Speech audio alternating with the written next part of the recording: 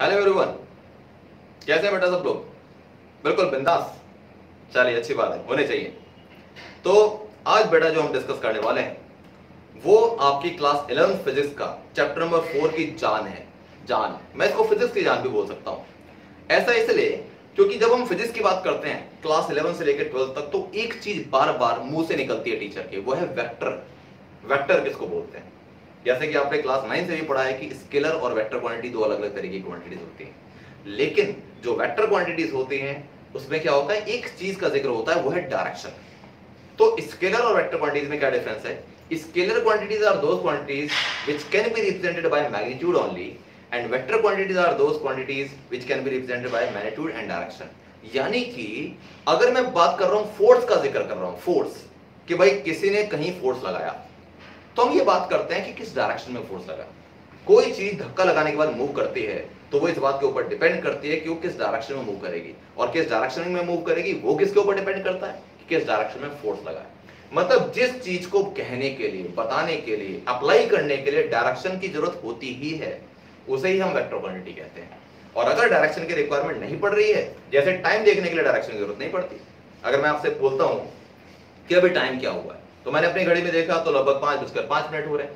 तो मैंने घड़ी में देखा 5:05, तो क्या मुझे ये बताना जरूरी है कि 5:05 हो रहे हैं ईस्ट डायरेक्शन में या वेस्ट में या साउथ में? नहीं। दैट मींस टाइम बताने के लिए मुझे डायरेक्शन की रिक्वायरमेंट ही नहीं है, तो ये स्केलर क्वांटिटी है। और वेक्टर क्वांटिटी में अगर मैं बोलता हूं कि एक बॉल को मैं ऊपर से छोड़ता हूं तो वो अपने वेट की वजह से नीचे गिरती है, अब यहां एक बात फिक्स है कि वो हमेशा नीचे ही गिरेगी, और नीचे गिरने का मतलब वेट की डायरेक्शन नीचे होती है, ये फिक्स डायरेक्शन पे इंडिकेट होती है। अगर मैं बोल दूं कि इस बॉल को मैं छोड़ता हूं तो कहां गिरेगी, तो मुझे लगता है दुनिया का हर इंसान इसका एक ही जवाब देगा, वो नीचे गिरेगी। और फिक्स हो गई ना डायरेक्शन, और वो इसलिए डायरेक्शन फिक्स हो गई क्योंकि ग्रेविटी नीचे की ओर उसको खींच रही होती है। तो डायरेक्शन का वेट के अंदर बहुत जबरदस्त रोल है। ठीक है बेटा? तो खैर, अब हम बात करते हैं, वेक्टर तो आपने सुना ही है नाम, स्केलर भी नाम सुना है। आज हम क्या बात करने वाले हैं, हम बात करने हैं कि टाइप्स ऑफ वेक्टर क्या क्या होते हैं, किस किस टाइप के वेक्टर होते हैं। ठीक है, वो हम डिस्कस करेंगे। तो बात करते हैं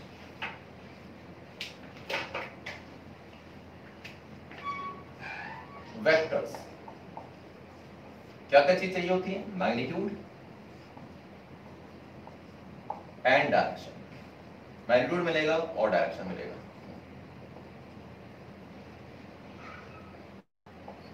मैग्नीट्यूड एंड डायरेक्शन। अब इसमें अगर मैं बात करूं टाइप्स की, तो किस किस टाइप के वेक्टर होते हैं? कैटेगरी बहुत सारी होती है, लेकिन बेसिकली दो कैटेगरी में बढ़ते हैं। उनमें से कौन कौन सी कैटेगरी हमारे पास? एक हमारे पास होता है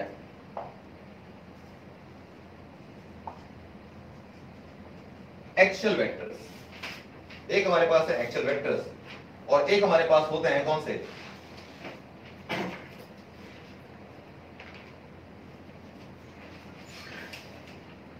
सॉरी फॉर इंटरप्शन। एक होते हैं एक्सियल वेक्टर्स और एक होते हैं पोलर वेक्टर्स। पोलर, ये दो टर्म आपको ढंग से पहले समझने हैं कि एक्सियल और पोलर में क्या डिफरेंस है। देखो बेटा, ऐसा पॉसिबल है कि मेरे पास एक व्हील रखा हो, एक पहिया, एक पहिया था, ठीक है। उस पहिए पे क्या हुआ कि मैंने इसको, ये इसका सेंटर था, और इस व्हील को मैं घुमाना चाहता हूं, तो मैं इसको कैसे घुमा सकता हूं? इसको घुमाने के लिए मुझे ये काम करना पड़ेगा कि मुझे इसके जो पेरिफेरी है ना, जिसका सरकमफ्रेंस है, यहां कहीं फोर्स लगाना पड़ेगा। अगर मैं इसके ऊपर फोर्स लगा के इसको गोल घुमा देता हूं, तो ये एक पर्टिकुलर डायरेक्शन में काम कर रहा है ना। मुझे कैसे पता कि यहां डायरेक्शन की रिक्वायरमेंट है? अगर मैं फोर्स ऐसे लगाता हूं तो ये व्हील ऐसे घूमता है, और अगर मैं फोर्स ऐसे लगाता हूं तो ये व्हील ऐसे घूमता है, उल्टा। यानी कि व्हील के घूमने की डायरेक्शन इस बात के ऊपर डिपेंड करती है कि आपने किस पॉइंट के ऊपर किस डायरेक्शन में फोर्स लगाया है। तो ऐसा कोई भी वेक्टर, ऐसा कोई भी वेक्टर जो किसी ऑब्जेक्ट के किसी पर्टिकुलर पॉइंट पे काम करता है ताकि उसको मूव करा सके, उसको बोलते हैं पोलर वेक्टर्स। ये पोलर वेक्टर का एग्जांपल है, और इसका एग्जांपल होता है हमारे पास फोर्स, डिस्प्लेसमेंट एक्सेट्रा। यानी कि the type of vector, it is the type of vector which acts on an object at a particular point so that to give it a direction. तो वो हमारे पास होता है पोलर वेक्टर। अब बात करते हैं कि हमारे पास एक्सियल वेक्टर क्या है। एक्सियल नाम किस चीज से जुड़ा हुआ लगता है, किस चीज से लिंक है एक्सियल? एक्सियल कुछ सुना है इसके आसपास, कुछ इसके जैसा? वो होता है हमारे पास एक्सिस। एक्सिस एक्सियल जुड़ा है एक्सिस से। अब ये एक्सिस क्या है? ये मेरे पास एक ऑब्जेक्ट था जो गोल घूम सकता है, और एक इसके सेंटर पे जो एक्सिस पास करता है, ये इस एक्सिस के अलोंग जो डायरेक्शन होती है, जो वेक्टर होता है, उसको बोलते हैं हम एक्सियल वेक्टर। यानी कि ऐसा भी हो सकता है कि वेक्टर ऐसे काम करे नीचे की ओर, तो जो एक्सिस के अलोंग वेक्टर होगा उसको बोलेंगे एक्सियल वेक्टर। क्या हमारे पास कोई ऐसा एग्जांपल है जहां पर मैं इन दोनों वेक्टर, दोनों टाइप ऑफ वेक्टर का सोच सकूं या जिसके बारे में सोच सकूं? सोचो, क्या कोई ऐसी चीज है? चलो एक एग्जांपल देता हूं प्रैक्टिकल लाइफ का। कभी बेटा आप किसी मेले में गए हो, वहां पे बहुत सारे लोग नीचे बैठे होते हैं जमीन के ऊपर जो कुछ बेच रहे होते हैं। उनमें से कुछ लोग बेच रहे होते हैं कुछ इस तरह, वो हालांकि बैठे भी हो सकते हैं, वो चल भी रहे हो सकते हैं। वो बेचते हैं एक प्रोपेलर जैसी चीज होती है, आई डोंट नो कि एग्जैक्टली उसको बोलते क्या है। It's like bamboo copter. आपने डोरेमोन देखा होगा, डोरेमोन अपने सर के ऊपर बैम्बू कॉप्टर पहन लेता था, तो बैम्बू कॉप्टर जैसा ही होता है। अब एग्जैक्टली उसे क्या बोलते हैं वो तो मुझे नहीं याद है, कुछ इस तरीके का होता है, ऐसे गोल घूमने वाला, ठीक है। तो ऐसी चीज उनके पास होती है, और उसमें क्या होता है, कई बार इसके अंदर लाइट भी होती है। वो क्या करते हैं, इसको ऐसे घुमाते हैं। जैसे इसको ऐसे घुमाते हैं तो क्या होता है, ये गोल घूमता है और ऊपर जाता है। अब आप सोचिए कि आपने ऐसे किया तो क्या किया, फोर्स लगाया, फोर्स लगाया ऐसे, इस तरीके से जो घूम रहा है इसके लिए रिस्पॉन्सिबल था फोर्स, तो ये तो था पोलर वेक्टर। लेकिन जब ये ऊपर जा रहा है तो ऊपर जाने के लिए रिस्पॉन्सिबल क्या है, एक्सिस के अलोंग जा रहा है, तो इसके अलोंग जो वेक्टर लगेगा वो होगा एक्सियल वेक्टर। और सबसे खूबसूरत बात क्या है, जब आप इसको एंटी क्लॉकवाइज घुमा रहे होते हैं तो ये ऊपर जाता है, और जब आप इसको क्लॉकवाइज घुमाते हैं तो ये नीचे जाता है। पता है इसके और एग्जांपल क्या है? बहुत मस्त एग्जांपल है। देखो भाई, आप में से किसी ने अगर कभी घर में बर्तन धोए हो, इसमें कुछ शर्माने की बात नहीं, जब मैं छोटा था मैंने भी बहुत धोए, अपने घर का काम कर रहे हैं तो क्या शर्म है, ठीक है। तो घर में बर्तन कभी धोए हो तो उसमें आप सोचिए, एक चीज सोचिए जो मैं बता रहा हूं, कि सिंक जो होता है, जो जहां पे बर्तन धोने के लिए रखा जाता है, अगर उसका जो ड्रेन का होल होता है उसको मैं बंद कर दूं, सिंक में ड्रेन के होल को अगर मैं बंद कर दूं और उसके अंदर पूरा पानी भर दूं, ठीक है, तो क्या होगा, पानी इकट्ठा होना चालू हो जाएगा उसके अंदर। अगर ड्रेन का होल बंद है तो पानी निकल नहीं सकता। अब अगर आप ड्रेन के होल को ओपन कर दें तो कैसा दिखता है पानी, क्या होता है पानी में? क्या पानी सीधा यूं यूं करके चला जाता है, या पानी गोल गोल घूम के जाता है? सोचिए, गोल गोल घूम के जाता है। और पता है सबसे कमाल की बात बताता हूं, देखना इसको घर पे आज करके, जब आप इसको निकालेंगे तो पानी क्लॉकवाइज घूमते हुए जा रहा होगा, क्लॉकवाइज। अगर पानी क्लॉकवाइज घूमते हुए जा रहा है तो इसका मतलब क्या हुआ कि वो नीचे जाएगा। क्लॉकवाइज घूमने का मतलब नीचे, और एंटी क्लॉकवाइज घूमने का मतलब ऊपर। तो जब आप एंटी क्लॉकवाइज को प्रोपेलर को घुमाते हैं ऊपर जाता है, और क्लॉकवाइज घुमाते हैं तो नीचे जाता है। ड्रेन में भी ऐसा ही होता है, पानी क्लॉकवाइज घूमते हुए नीचे चला जाता है होल के अंदर। ये सबसे खूबसूरत बात है भाई, स्वयं विचार करें, खुद से ट्राई कर सकते हैं घर पे, और पक्का होगा ऐसा।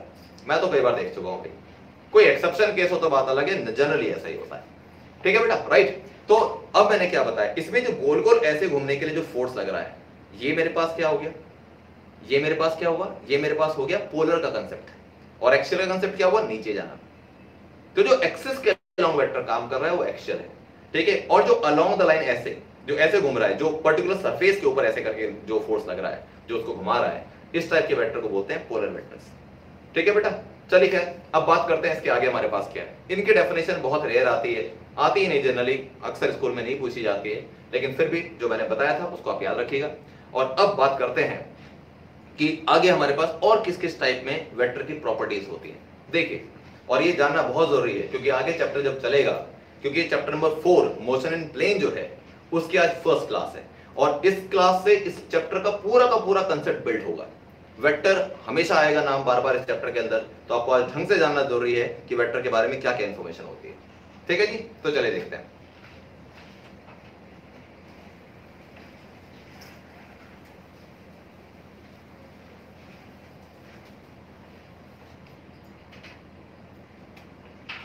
मैं अगर बात करता हूं कि और कौन कौन से वेक्टर हैं, तो इसमें पहले मेरे पास आएगा, मैं बात करता हूं इक्वल वेक्टर्स। इक्वल वेक्टर किसको कहेंगे? ध्यान रखना कि वेक्टर के अंदर दो चीजें होती हैं, एक होता है मैग्नीट्यूड और एक होता है डायरेक्शन, दो चीजें, ठीक है। तो अगर मेरे पास एक वेक्टर ऐसा है ए, वेक्टर को डिनोट कैसे करते हैं, जैसे ए को मुझे लिखना है तो ए के ऊपर एक ऐसा एरो बनाते हैं। ये एरो पता है क्या बताता है, ये एरो बताता है डायरेक्शन। अगर मैं इसको हटा दूं तो ये स्केलर क्वांटिटी है, और अगर मैं इसके ऊपर ये लगा दूं तो ये वेक्टर हो गई। इसको बोलते हैं मैग्नीट्यूड, और ये इंडिकेट करता है डायरेक्शन को।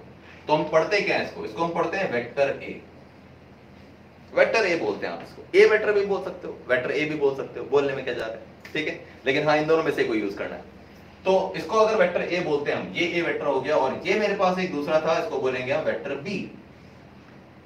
तो अगर ये दोनों इक्वल वेक्टर्स हैं तो वेक्टर में दो चीजें होती हैं, और वो दोनों चीजें इसके लिए इक्वल होनी चाहिए। एक होता है मैग्नीट्यूड और एक होता है direction. That means if two vectors have same magnitude, उनकी वैल्यू सेम हो, एंड सेम डायरेक्शन, मैग्नीट्यूड भी सेम हो और डायरेक्शन भी सेम हो, तो इसको हम बोलते हैं क्या, इक्वल वेक्टर्स। इक्वल होने के लिए मैग्नीट्यूड भी सेम होना जरूरी है और डायरेक्शन भी सेम होना जरूरी है। जैसे कि अगर मैं ऐसे बनाऊं, ये रहा नॉर्थ, ये रहा साउथ, ये रहा ईस्ट और ये रहा वेस्ट, ठीक है, डायरेक्शन ऐसे हो गई। तो ए वेक्टर भी ईस्ट की तरफ है और बी वेक्टर भी ईस्ट की तरफ है, वेक्टर ए और वेक्टर बी दोनों ईस्ट की तरफ है, तो डायरेक्शन सेम हो गई। ओके, अगर यहां से लेकर यहां तक मान लो ये 3 न्यूटन है या 3 सेंटीमीटर बोल सकते हो लेंथ, तो यहां से यहां तक भी अगर 3 सेंटीमीटर है तो मैग्नीट्यूड भी सेम हो गया, वैल्यू भी सेम, डायरेक्शन भी same, they are called equal vectors. ठीक है बेटा, राइट। अच्छा जी, अब ध्यान रखना 3 सेंटीमीटर की जगह अगर मान लो ये दोनों फोर्स है, तो ये 3 न्यूटन तो ये भी 3 न्यूटन, तो भी इक्वल है। मतलब दोनों फोर्स भी हो सकते हैं, दोनों डिस्टेंस डिस्प्लेसमेंट भी हो सकते हैं, तो जो चीजें जिस मैग्नीट्यूड में भी आ जाए दोनों एग्जैक्टली इक्वल होने चाहिए, तो ये इक्वल वेक्टर कहलाएंगे। तो equal magnitude and equal direction, ठीक है। अब बात करते हैं सेकंड की। मैं बात करता हूं अनइक्वल वेक्टर्स, या चलो ऑपोजिट वेक्टर की बात करते हैं, अनइक्वल भी छोड़ दो, ऑपोजिट वेक्टर की बात करते हैं। ऑपोजिट वेक्टर्स किसको बोलते हैं? अब ऑपोजिट का मतलब तो बिल्कुल सीधा निकलता है कि अगर वेक्टर ए मेरे पास इधर है तो वेक्टर बी इधर होना चाहिए, यानी कि वेक्टर ए जो है वो वेक्टर बी के इक्वल तो है लेकिन ऑपोजिट है, डायरेक्शन उल्टी है। ऊपर वाले केस में पता है क्या था, vector A is equal to vector B, दोनों के डायरेक्शन भी सेम और दोनों की वैल्यू भी सेम। ऑपोजिट वेक्टर में क्या होता है, दोनों की वैल्यू तो सेम होती है लेकिन डायरेक्शन उल्टी होती है। तो इसका मतलब ये हो गया कि मैं इसको अगर लिखता हूं 3 न्यूटन इधर क्यों, 3 न्यूटन किधर हो गया, ईस्ट में, तो ये कितना हो गया 3 न्यूटन वेस्ट में, 3 न्यूटन वेस्ट में और ये 3 न्यूटन ईस्ट में, ठीक है। तो इसका मतलब ये हुआ कि इक्वल वेक्टर्स और ऑपोजिट वेक्टर में क्या अंतर हुआ, इक्वल वेक्टर में डायरेक्शन भी सेम, मैग्नीट्यूड भी सेम, वैल्यू भी सेम, ठीक है। और ऑपोजिट वेक्टर में क्या हुआ, वैल्यू तो सेम रहेगी, ये 3 तो वो भी 3, लेकिन डायरेक्शन उल्टी होगी, ठीक है बेटा। यानी इन दोनों के बीच में बेसिकली 180 का एंगल हो सकता है अगर मैं दोनों को साथ साथ लाइन पे लगा देता हूं तो, ठीक है। अब बात करते हैं नेक्स्ट क्या है हमारे पास, ये चीजें ढंग से समझते रहिएगा और इस वीडियो का रिपीटिशन में आप ये सारी चीज नोट कर सकते हैं। अभी ढंग से सुनते चलिए, थोड़ा बहुत कॉपी में काम कर सकते हैं। अब हम बात करते हैं, मैं थर्ड लिखता हूं पैरेलल वेक्टर्स। पैरेलल किसको बोलेंगे,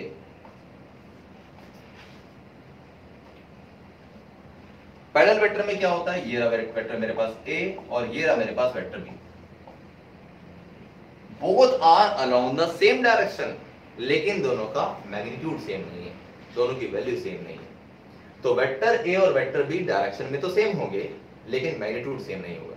और पैरेलल लाइंस अगर आपको बनानी होती है तो क्या होती है, अगर मैं बोलता हूं ये एक लाइन है, इसके पैरेलल दूसरी लाइन खींचनी है, तो इसके पैरेलल दूसरी लाइन ये भी हो सकती है, ये भी हो सकती है, ये भी हो सकती है, ये सारे पैरेलल है। इसके पैरेलल होने के लिए जरूरी नहीं ना कि लेंथ भी सबकी इक्वल हो, नहीं, पैरेलल होने का मतलब 0 डिग्री का एंगल, वो सब आपस में बराबर। तो मैग्नीट्यूड सेम होना जरूरी नहीं है, डायरेक्शन सेम होना जरूरी है।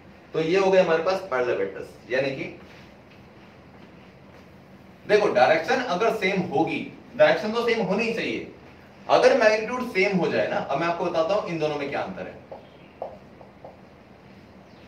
ये दोनों है पैरेलल वेक्टर, ये दोनों भी पैरेलल हैं, लेकिन ये दोनों इक्वल भी हैं। इसका मतलब these vectors are parallel as well as equal, parallel तो दिख ही रहे, और इक्वल क्यों है, क्योंकि मैग्नीट्यूड भी सेम है। तो इसका मतलब है कि जो पैरेलल वेक्टर है वो इक्वल तो हो सकता है। सोचो पहला वेक्टर इक्वल हो सकता है क्या? नहीं। जो इक्वल वेक्टर्स हैं दोनों अगर बराबर हैं तो पैरेलल तो होते ही हैं, लेकिन जो पैरेलल वेक्टर हैं वो जरूरी नहीं कि इक्वल भी हो। यानी कि पैरेलल तो ये दोनों ही हैं, लेकिन ये इक्वल वेक्टर और ये नहीं, क्योंकि इक्वल वेक्टर के लिए कंडीशन है कि आपको दोनों का मैग्नीट्यूड वैल्यू भी सेम रखनी चाहिए। ठीक है, तो ये ध्यान रखना है, इक्वल वेक्टर्स में मैग्नीट्यूड और डायरेक्शन दोनों सेम, और पैरेलल वेक्टर्स में डायरेक्शन सेम होनी जरूरी है, भले ही मैग्नीट्यूड सेम ना हो। सेम है तो कोई बात नहीं भी है तो कोई बात नहीं। ठीक है, अब बात करते हैं एंटी पैरेलल वेक्टर्स क्या होते हैं।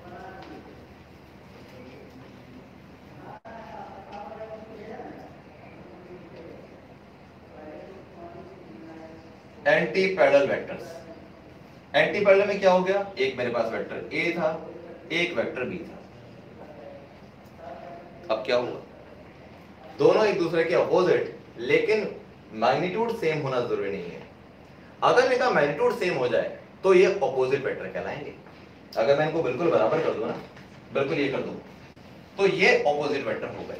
अभी ये एंटी पैरेलल भी हैं और अपोजिट भी हैं, लेकिन अगर मैं इसको ऐसे बढ़ा देता हूं तो क्या होता है, तो ये एंटी पैरेलल तो रहेंगे लेकिन अपोजिट नहीं होंगे, क्योंकि अपोजिट होने के लिए मैग्नीट्यूड इक्वल होना जरूरी है। ठीक है बेटा, तो मैं आपको एक चीज बताता हूं कि जो पैरेलल वेक्टर्स होते हैं इनमें इन दोनों के बीच का जो एंगल होता है ए और बी के बीच का वो 0 डिग्री होता है, और जो एंटी पैरेलल वेक्टर्स होते हैं उसमें जो एंगल होता है इनके बीच का वो होता है 180 डिग्री। ये ध्यान रखिएगा। ठीक है, तो अपोजिट और एंटी पैरेलल में दोनों में 180 आता है, पैरेलल और इक्वल दोनों में 0 डिग्री का एंगल आता है। अब देखते हैं आगे क्या है।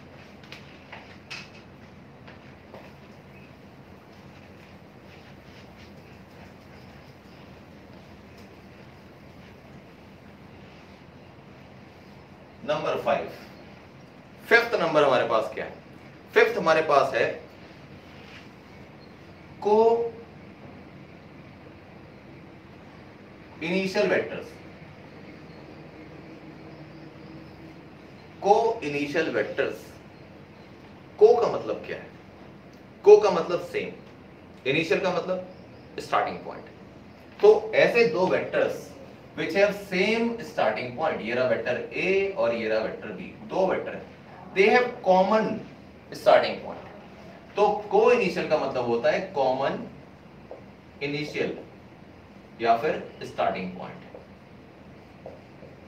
तो जिन भी दो वेक्टर्स का स्टार्टिंग पॉइंट कॉमन होगा, एक ही पॉइंट से स्टार्ट होंगे, उनको बोलते हैं को इनिशियल वेक्टर्स।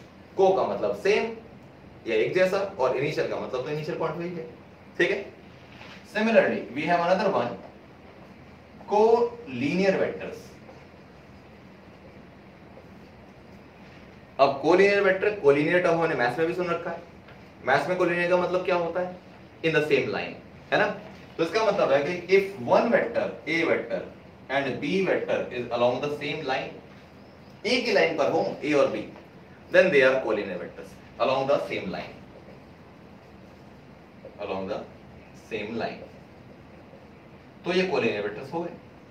अच्छा, इसमें ये भी पॉसिबल है कि वेक्टर ए ऐसा हो और वेक्टर बी ऐसा हो, अभी भी इन दोनों से मिलके लाइन एक ही है, बस दोनों अपोजिट डायरेक्शन में है, अभी भी ये कोलिनियर है। तो कोलिनियर ये भी हो गया, कोलिनियर ये भी हो गया। लेकिन अगर मैं इसको ऐसे बनाता हूं और एक को ऐसे बनाता हूं तो ये कोलिनियर नहीं है, क्योंकि दोनों सेम लाइन में नहीं है। पैरेलल हो सकते हैं लेकिन कोलिनियर नहीं है। तो कोलिनियर होने के लिए दोनों को अलोंग द सेम लाइन होना चाहिए, चाहे सेम डायरेक्शन में हो चाहे अपोजिट में। ठीक है, ओके, अब देखते हैं आगे क्या है।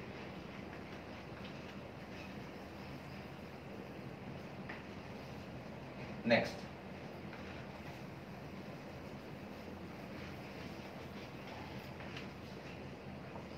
Coplanar vectors. कोप्लेनर, कोप्लेनर का मतलब अलोंग द सेम प्लेन। अब प्लेन बोलते किसको है, पहले तो यही पता होना चाहिए प्लेन किसको बोलते हैं। प्लेन फिगर उसको बोलते हैं जो दो एक्सिस से मिलकर बनी होती है। जैसे ये मेरे पास एक्स एक्सिस है, ये मेरे पास वाई एक्सिस है, ठीक है। तो ये प्लेन हो गया, ये पूरा का पूरा दिख रहा है ना, ये पूरा एक प्लेन है, और इस प्लेन का नाम है एक्स वाई प्लेन। इसी तरीके से अगर मैं यहाँ पे एक जेड एक्सिस बना लूं तो y और z के बीच में भी एक प्लेन बन गया और इसका नाम है वाई जेड प्लेन। इसी तरीके से अगर मैं x और z के बीच में एक प्लेन देख लूं ये, तो इसका नाम है एक्स जेड प्लेन। यानी वो प्लेन जो एक्स एक्सिस और जेड एक्सिस से मिलकर बनता है। तो हमें ये पता लग गया कि प्लेन उसको बोलते हैं जिसमें दो एक्सिस आते हैं, कम से कम नहीं, दो ही आते हैं, एक एक्स और एक वाई, या फिर एक वाई और एक जेड, या फिर जेड और एक्स, दो। अब जैसे मैं आपको बताता हूं, ये जो बोर्ड है ये कैसी फिगर है, प्लेन फिगर है कि नहीं है? ये बिल्कुल प्लेन फिगर है, क्योंकि इसमें एक्स एक्सिस भी है और कुछ वाई एक्सिस भी। अगर मैं इसकी थिकनेस को भी कंसीडर कर लूं, जिसका मैं यूज नहीं कर रहा हूं, तो हम इसको 3 डायमेंशन ऑब्जेक्ट बोलेंगे। लेकिन प्लेन होने के लिए आपको सिर्फ 2 डायमेंशन चाहिए होते हैं। हमारे घर में जितनी भी दीवारें हैं उनको हम बोलते हैं प्लेन वॉल्स। प्लेन, एक्स, दो ही एक्सिस है उसके पास, एक इधर का होगा एक इधर का होगा।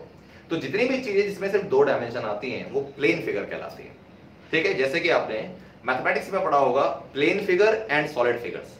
जो प्लेन शेप्स होती हैं, प्लेन फिगर होती हैं, वो 2 डायमेंशन होती हैं। एग्जांपल, स्क्वायर, रेक्टेंगल, सर्कल, ये सारे 2 डायमेंशन है। इवन ट्राइंगल भी 2 डायमेंशन है। लेकिन अगर मैं बात करता हूं 3 डायमेंशन की, तो वहां पे कोन आ जाता है, आपका क्यूब आता है, क्यूबॉइड आता है, ठीक है, ये सारी चीजें उसके अंदर आती है, सिलेंडर भी आता है उसके अंदर। तो प्लेन फिगर और सॉलिड फिगर अलग अलग होती है, वो आपने देखा है। सीधा सीधा दोनों में डिफरेंशिएशन क्या है, प्लेन फिगर हैज 2 डायमेंशन, यानी कि वो 2 एक्सिस से मिलकर बनती है, और सॉलिड फिगर में 3 डायमेंशन होती है, वो तीनों एक्सिस उसके अंदर आते हैं, एक्स भी आएगा, वाई भी आएगा, जेड भी आएगा। तो हम बात कर रहे हैं कोप्लेनर वेक्टर्स। कोप्लेनर वेक्टर का मतलब होता है एक ऐसे वेक्टर्स, ऐसे कोई दो वेक्टर को हम कोप्लेनर बोल सकते हैं which are in the same plane. अब मैं आपको बताता हूं कि इसको कैसे देखेंगे। ढंग से देखना, इसका विजुअलाइजेशन बहुत अच्छा है। मैं थोड़ा सा इसको बड़ा करके बताऊंगा।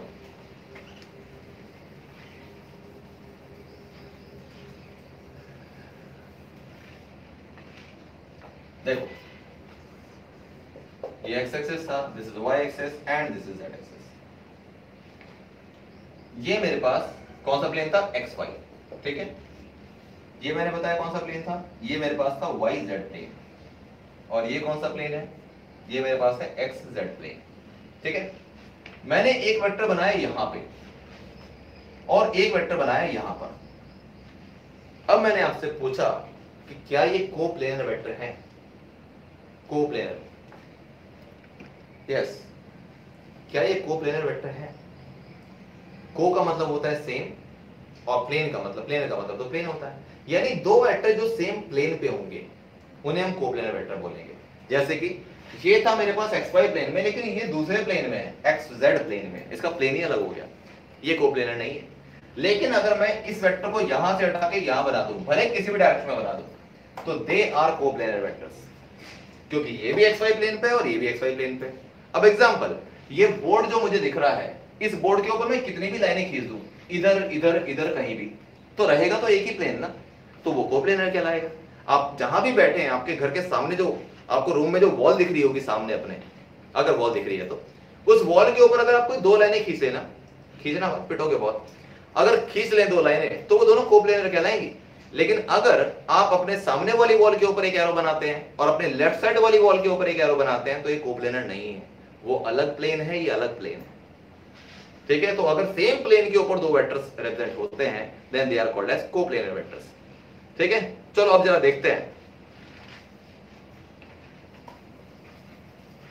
अब मैंने मान लिया, या पहले इसको मैं लिख देता हूं कि vectors on same plane, vectors on same plane, इनको बोलते हैं हम कोप्लेनर वेक्टर्स, जो वेक्टर्स सेम प्लेन पर होते हैं, ठीक है। अब जरा मुझे आपको बताना है, ये पूरा एक प्लेन है बोर्ड का, ठीक है। एक वेक्टर ये रहा और एक वेक्टर ये रहा, वेक्टर ए और वेक्टर बी। अब मुझे बताइए कि किस टाइप के वेक्टर हैं। सोचिए, अभी तक हमने जितनी कैटेगरी डिस्कस करी है उनमें से ये किस कैटेगरी में आते हैं, वेक्टर ए और वेक्टर बी, किस कैटेगरी में? अभी तक आप इक्वल पढ़ चुके हैं, ऑपोजिट पढ़ चुके हैं, आप पैरेलल पढ़ चुके हैं, एंटी पैरेलल पढ़ चुके हैं, आपने कोलिनियर पढ़ लिया, कोइनिशियल पढ़ लिया, कोप्लेनर पढ़ लिया। किस कैटेगरी में आते हैं? कोप्लेनर, ठीक है। ये पूरा एक प्लेन था तो इसका आंसर कोप्लेनर तो है, करेक्ट। लेकिन एक और भी है, कौन सा? करेक्ट, को इनिशियल, बिल्कुल सही। कुछ बच्चे बिल्कुल सही कह रहे हैं, मैं जानता हूं, को इनिशियल। इनका स्टार्टिंग पॉइंट भी तो सेम है, तो एक ही पेयर ऑफ वेक्टर के अंदर 2 डिफरेंट प्रॉपर्टीज भी हो सकती हैं, वो दोनों सेम स्टार्टिंग पॉइंट पे, तो को इनिशियल भी है और कोप्लेनर तो है। लेकिन अगर मैं इसको ऐसे बनाता हूं, एक वेक्टर ए ये था और एक वेक्टर बी ये था, तो ये कोप्लेनर है लेकिन कोइनिशियल नहीं है। ठीक है बेटा, पता लगी बात? These are coplanar but not coinitial, these are coplanar as well as coinitial. ठीक है, चलो आगे देखते हैं।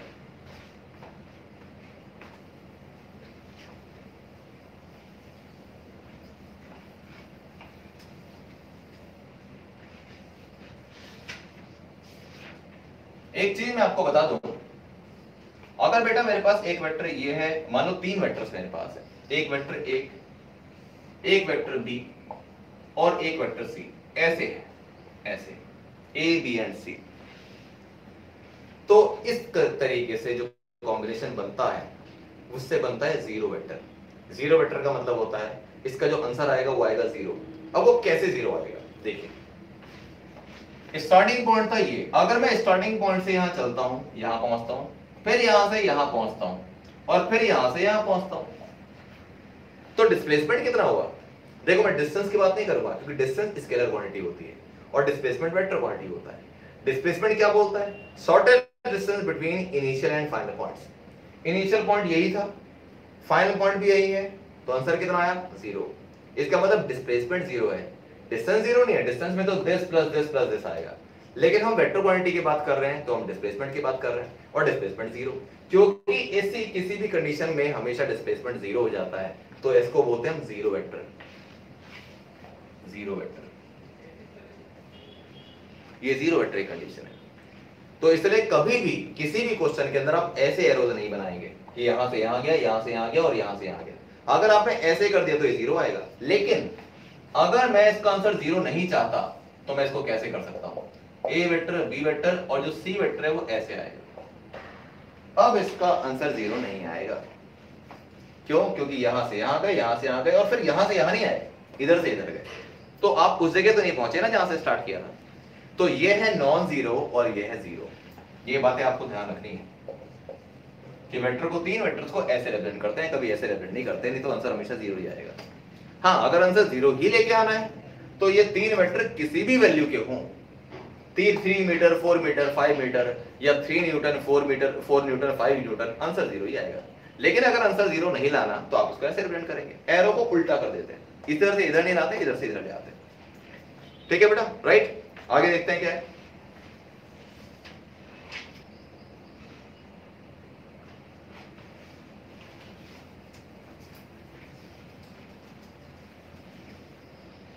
फिर हमारे पास होते हैं लोकलाइज्ड वेक्टर, लोकलाइज्ड वेक्टर्स, और एक होते हैं non localized vectors, non localized vectors. अब आपको सोचना है कि इसका मतलब क्या होता है। मैं एक हिंट दे रहा हूं, हिंट है लोकलाइज का मतलब होता है लोकेशन से। ठीक है, सोचिए, आपको मैं दे रहा हूं 20 सेकंड्स का टाइम सोचने के लिए कि लोकलाइज वेक्टर किसको कहते होंगे। सोच लो, पूरा यूनिवर्स है सोचने के लिए, और टेंशन मतलब इस बात की कि सही सोच रहे हो कि गलत सोच रहे हो। सोचो, इंपॉर्टेंट ये है, तो सोचिए 20 सेकंड्स फॉर यू। ठीक है, फटाफट सोचिए कि क्या हो सकता है, फिर मैं आंसर बताऊंगा और क्रॉस चेक करेंगे कि आप सही सोच रहे थे कि नहीं। ठीक है, चले देखते हैं।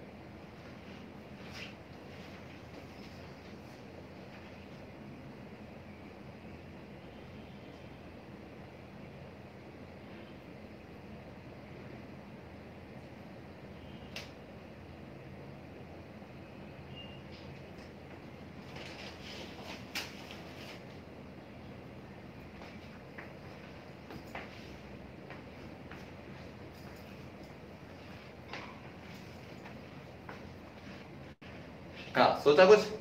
चलो मैं बताता हूं। लोकलाइज जो वेक्टर होते हैं इनको हम एक और नाम से जानते हैं, फिक्स्ड वेक्टर के नाम से, फिक्स्ड वेक्टर्स, और इनको बोलते हैं हम फ्री वेक्टर्स। अब सोचो, ये जो मैंने दोनों चीजें लिखी है ना, इनसे ही इनका मीनिंग निकल जाता है। जो फिक्स वेक्टर्स होते हैं वो होते हैं जिनका इनिशियल पॉइंट फिक्स हो, vectors whose initial point is fixed। अब इसका एक मस्त एग्जांपल मैं आपको बताता हूं, बहुत बढ़िया एग्जांपल। मुझे पता नहीं कि आपने हालांकि वो यूज कभी किया है कि नहीं किया, इस तरीके की दूसरा ऐप आपने यूज किया हो तो वहां भी सोच सकते हैं। जब हम ऑनलाइन कैब बुक करते हैं, जैसे ओला उबर, कुछ इस तरीके की अगर आप ऑनलाइन कैब बुक करते हैं तो उसमें क्या होता है, उसमें दो कॉलम आते हैं। एक आता है उसमें डेस्टिनेशन, कहां जाना है, ठीक है। तो आपने डेस्टिनेशन, या यहां पे आपके पास लिखा था योर लोकेशन, यहां लिखा होता है योर लोकेशन, ठीक है। और यहां होता है डेस्टिनेशन, कहां जाना है, ये आपको करना पड़ता है। योर लोकेशन का मतलब क्या हुआ, आपकी लोकेशन तो फिक्स है ना, आप तो बदल नहीं रहे ना उस लोकेशन को। आपको यह पता है कि मैंने अपने, जैसे आप योर लोकेशन करोगे, ये दो चीजें होती हैं इसके अंदर, या तो आप मैन्युअली अपने घर का एड्रेस टाइप करो, या फिर आप सीधा सीधा उस पर क्लिक करेंगे तो गूगल मैप आपको ऑटोमेटिकली आपके घर की लोकेशन पॉइंट कर देता है और वो यहां लिखी आ जाती है। अगर वो एग्जैक्टली सही है तो आप उसको फॉलो करते हैं, थोड़ा बहुत एरर है तो आप उसको करेक्ट कर लेते हैं। यानी योर लोकेशन का मतलब फिक्स्ड पोजीशन, कहां से चलना है। आप कभी भी ओला वाले को ये तो बता सकते हैं कि मुझे फाइनली कहां जाना है, लेकिन वो ये जरूर पूछेगा आपको लेना कहां से, किस जगह से लेना है। आप ये नहीं कह सकते भैया आ जाओ मैं रास्ते में मिल जाऊंगा, ये कोई मतलब नहीं होता। वो बताएगा भैया फिक्स पोजीशन, जब तक आप उन्हें नहीं बताओगे तब तक गाड़ी नहीं आएगी। मुझे पता होना चाहिए मुझे कहां से चलना है।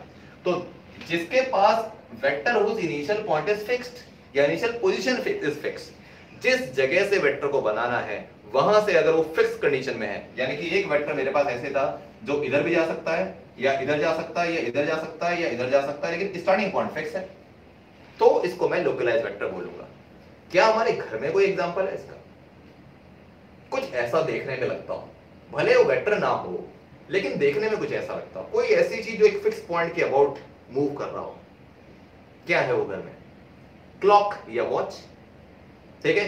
एक फिक्स पॉइंट है, बीच में एक छोटा सा, यहां पर एक छोटा सा एक निडल सी लगी होती है जिसके अबाउट निडल्स घूम रही होती हैं सारी के सारे, हैंड्स का, आवर्स का, मिनट का घूम रहा होता है, ठीक है। तो ये फिक्स हो गया ना, यानी कि लोकेशन फिक्स हो गया ना, स्टार्टिंग पॉइंट यही है।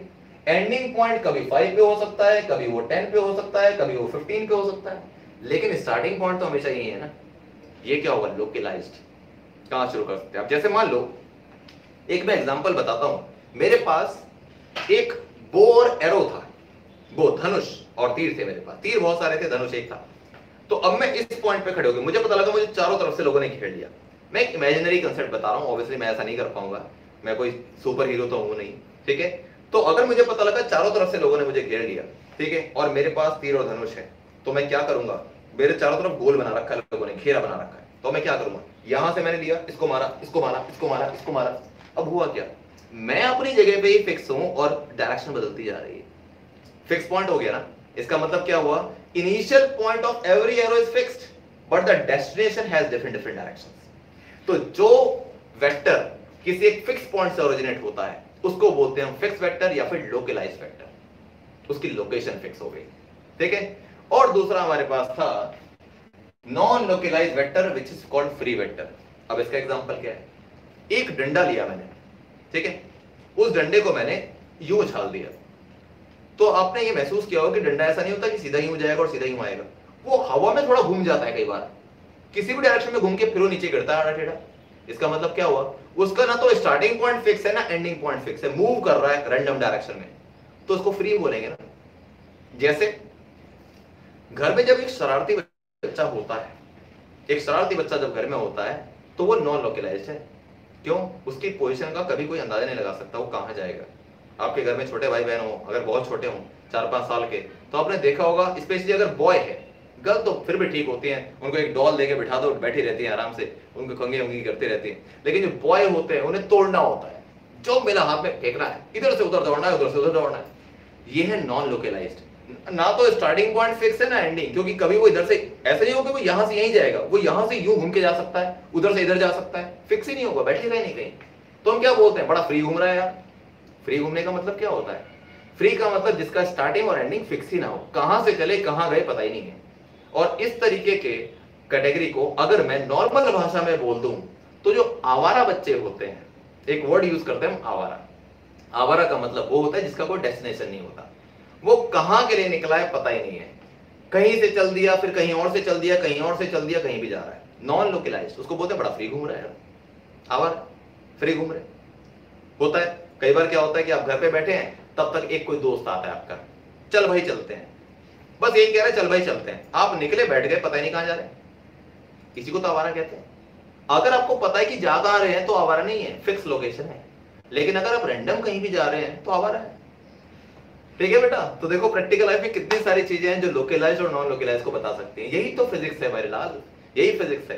अगर आपने कुछ रटे हुए एग्जाम्पल पढ़ लिए बुक के और आपने समझ लिया कि कोई लोकलाइज पूछेगा तो मैं ये बताऊंगा, नॉन लोकलाइज पूछेगा तो ये, तो नहीं आती फिजिक्स।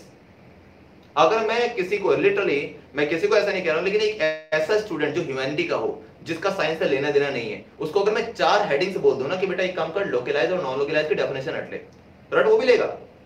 उसे नहीं पता लगेगा क्या है, क्योंकि उसके सिलेबस का पार्ट नहीं था। बता तो वो भी देगा, लेकिन वो सिर्फ वही एग्जांपल बताएगा ना जो बुक में लिखे हैं। तो ह्यूमैनिटी वाले भी यही करते हैं। तो अगर ह्यूमैनिटी वाला भी यही करेगा, बेसिकली करते नहीं है, उनका तो अलग सब्जेक्ट होता है, लेकिन ह्यूमैनिटी वाला भी यही करेगा और साइंस वाला भी अगर यही करेगा, तो दोनों में डिफरेंस क्या है भाई? तो आपने फिजिक्स सीखी कहां से?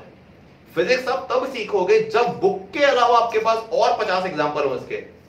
जो पूरा यूनिवर्स यार, इतनी सारी चीजें हमारे आसपास है, कितनी सारी चीजें हैं, काउंटिंग भी नहीं है, उनमें ढूंढो ना एग्जांपल। सिर्फ बुक का एग्जांपल तो आपको एक आइडिया देता है कि ये इसके एग्जांपल होते हैं, और आगे लिखा होता है ईटीसी एक्सेट्रा। कुछ बच्चे क्या सोचते हैं कि ये एंड ऑफ थिंकिंग कैपेसिटी है, इसके बाद कुछ नहीं आएगा समझ में। लेकिन ईटीसी का मतलब वहां पे ये है कि बेटा ये दो तो एग्जांपल थे, इसके अलावा और बहुत सारी चीजें हैं, सोचो। और वो नहीं सोच पाए तो फिजिक्स खत्म हो गई तुम्हारी, और उनके अलावा कुछ सोच पाए तो फिजिक्स आई है।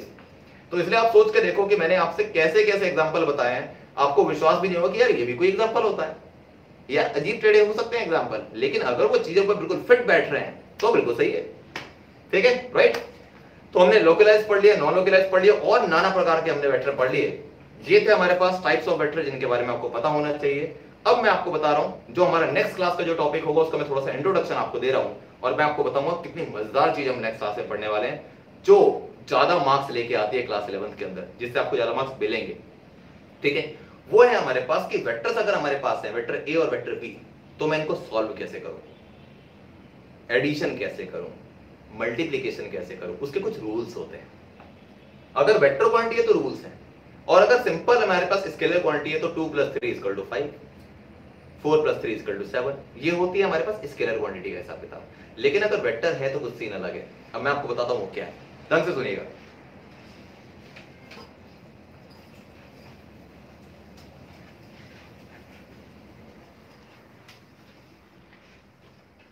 देखो बच्चे, 4 + 3 = 7, सिर्फ एक आंसर पॉसिबल है, यही। इसके अलावा तो आज तक नहीं सुना ना कोई आंसर कि 4 + 3 = 7 के अलावा कोई आंसर होता है, ये सुना है ना। ये तब इसको बोलते हैं अलजेब्रिक सम, और अलजेब्रिक सम का मतलब होता है जो स्केलर क्वांटिटीज के लिए होता है, जहां पे डायरेक्शन का कोई लेना देना नहीं है। अब अगर मैं वेक्टर 4 + वेक्टर 3 करता हूं, इनके ऊपर वेक्टर लगा देता हूं, तो इसका आंसर 7 भी आ सकता है। मैं सीधा लिख देता हूं, इसका आंसर 7 भी आ सकता है, इसका आंसर -1 भी आ सकता है, इसका आंसर +1 भी आ सकता है, इसका आंसर 5 भी आ सकता है। सोचिए, स्वयं विचार करें कि इसमें और इसमें क्या अंतर हो गया। अलजेब्रा मैथमेटिक्स में बताती है कि 4 + 3 = 7 होता है, और वो हमेशा ही 7 होगा, उसके अलावा कोई इसका आंसर कभी नहीं आ सकता। लेकिन वेक्टर फॉर्मूला ये बताता है कि अगर 4 की भी एक डायरेक्शन है और 3 की भी डायरेक्शन है, उनके पास डायरेक्शन है, तो उनके इतने पॉसिबल आंसर आ सकते हैं। और ये मैंने बताया कुछ आंसर, और भी बहुत सारे आ सकते हैं इसके। अब यही तो बात है कि ऐसा क्यों है, तो चलिए मैं आपको बताता हूं कैसे होगा। अब सोचिए कि इससे ये कैसे आएंगे, और इवन ये कैसे आएगा, क्या तरीका है। देखो, अगर मैं बोलता हूं कि ये मेरे पास वेक्टर 4 है और इसके साथ ही वेक्टर 3 को जोड़ दूं, तो ये कैसे वेक्टर हो गए, कोलिनियर वेक्टर। तो नंबर लाइन के हिसाब से 4 + 3 = 7 आंसर आएगा। ठीक है, नंबर लाइन के हिसाब से। ओके, अब मैं बात करता हूं, ये तो आ गया आंसर, -1 कैसे आएगा। मैंने क्या किया, मैंने वेक्टर 3 को लिखा इधर और वेक्टर 4 को लगा दिया यहां।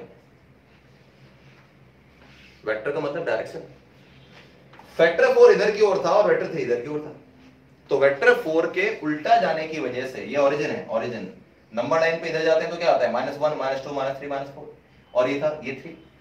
अगर इनका मैं नेट निकालता हूं, वैसे मैग्नीट्यूड के हिसाब से अगर हम देखें तो मैग्नीट्यूड के हिसाब से इसका आंसर 7 ही आता है, कि यहां से यहां तक 4 चलो, यहां से यहां तक 3।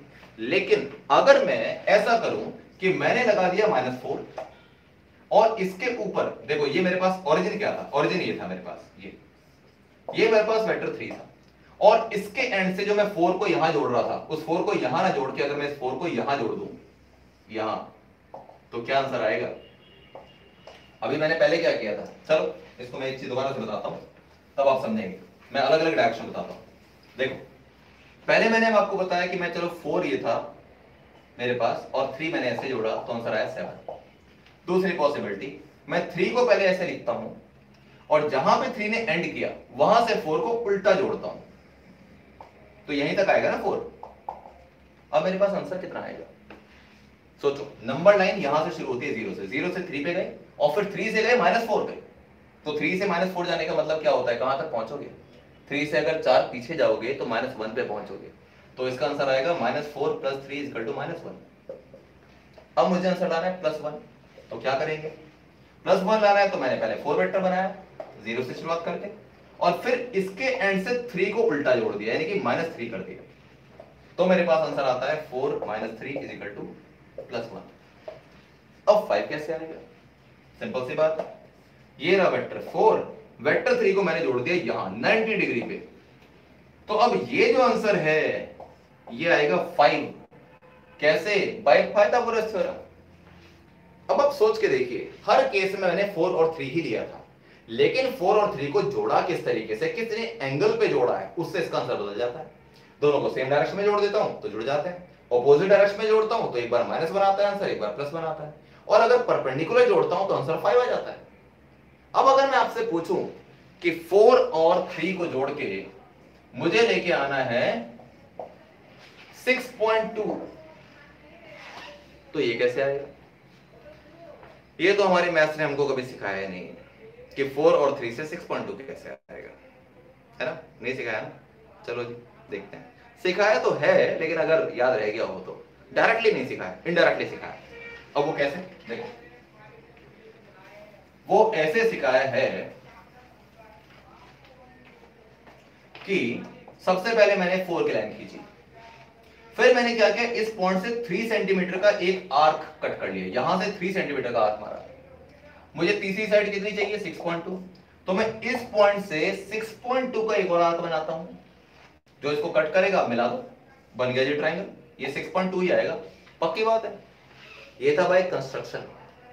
आपने इसका फॉर्मूला नहीं पढ़ा कि ये कैसे आएगा, लेकिन आपने ये पढ़ रखा है कंस्ट्रक्शन से ऐसा कर सकते हैं, ट्रायंगल बना सकते हैं ऐसा।